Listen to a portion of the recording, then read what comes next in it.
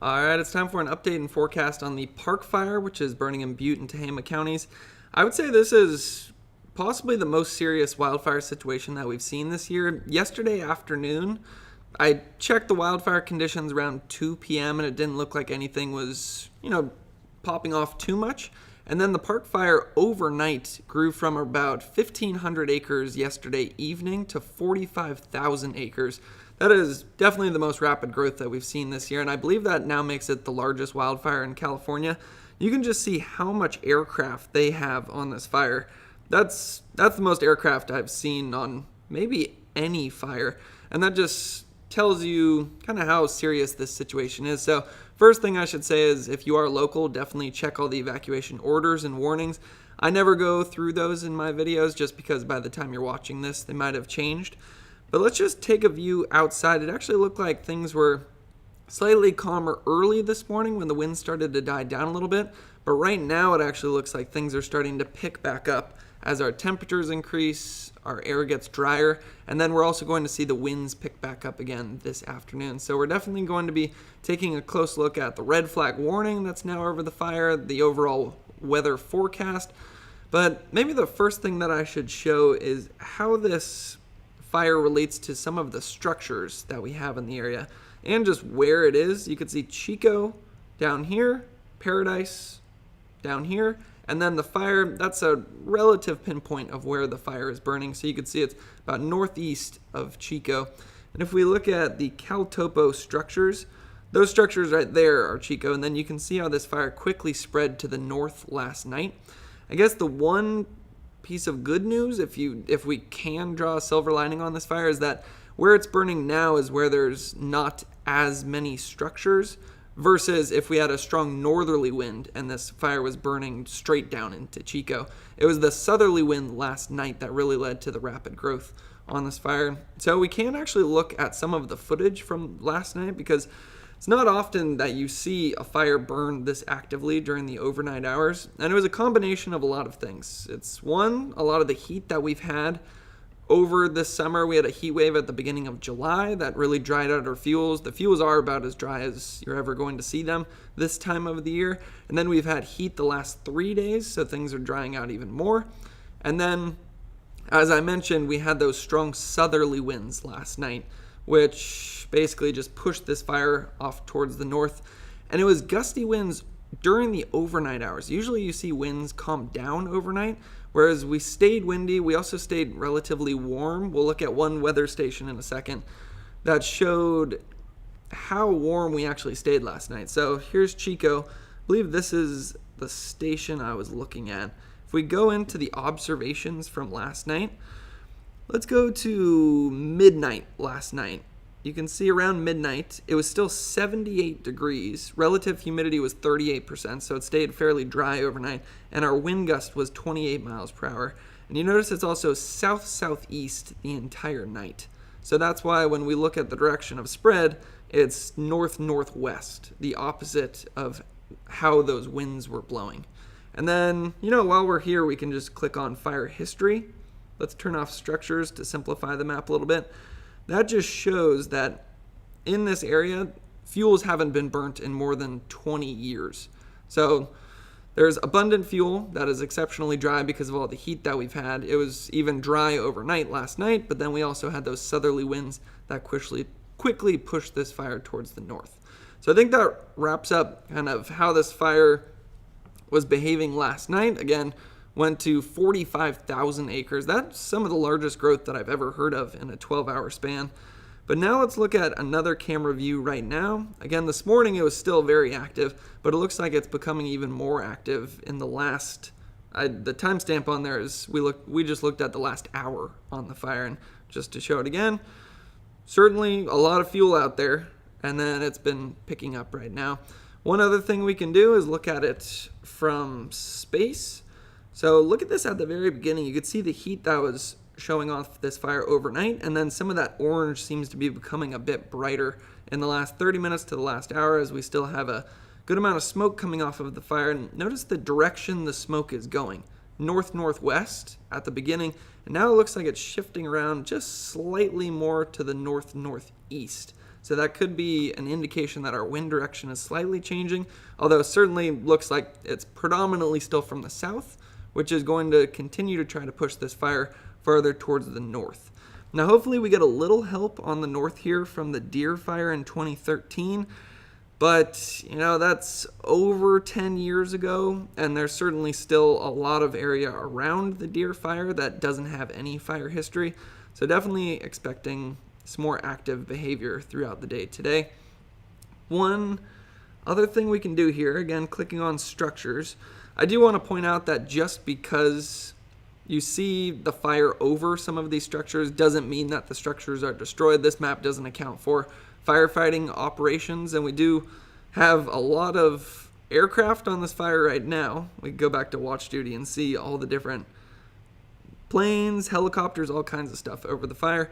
And then they quickly got some resources out to this fire. 216 personnel, 5 helicopters, and I would imagine these numbers are just going up every single minute because, this fire is looking quite active.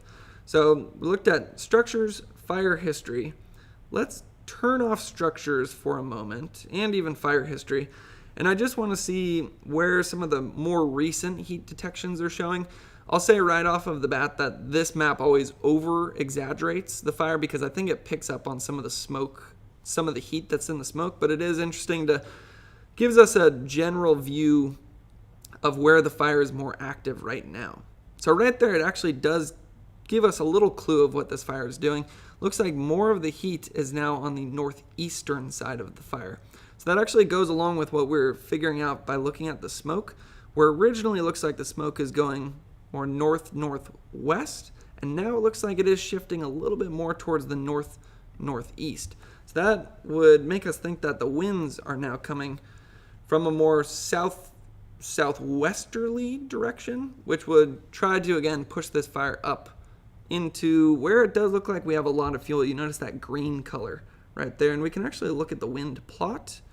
Yeah, it still looks like it's very southerly right there. So maybe now would be a good time to look at the weather forecast because we do have a red flag warning in place. I believe they recently issued this. And what a red flag basically means is high fire danger. They're showing southerly wind 15 to 20 miles per hour with gusts up to 30 miles per hour. Winds begin to taper off after Friday evening. So that tells us right there we'll most likely still have some very active behavior today and tomorrow. And then minimum daytime relative humidity of 10 to 20%. That's very dry conditions. So it's hot, it's dry, it's windy. There's a lot of fuel that's already been dried out because of the heat wave at the beginning of July. And then it's also been dried out even further with a lot of the heat that we had the last couple of days. So I picked a spot relatively close to this fire to try to figure out the weather forecast for today. Yeah, it looks like it's hot. Temperatures around 90.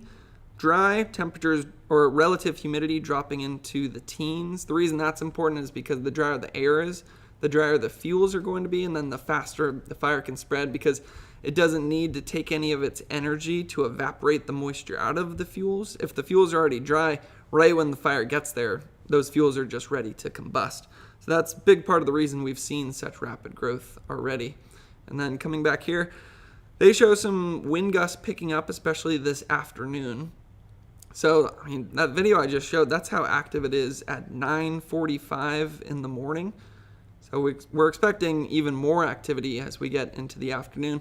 Although, I will say, you can't always say that on fires because like we saw on I believe it was the mill fire a couple of days ago, it was most active around 12 to 2 p.m. and you would have forecasted that it would get more active throughout 3 to 5 p.m. But they had so much aircraft on the fire that activity actually decreased.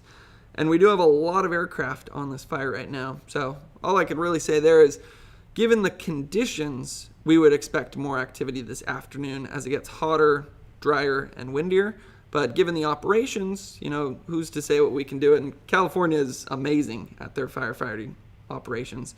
Now, one concerning part of the forecast, although it looks like it's a little bit cooler tomorrow and not as dry, they are forecasting windier conditions.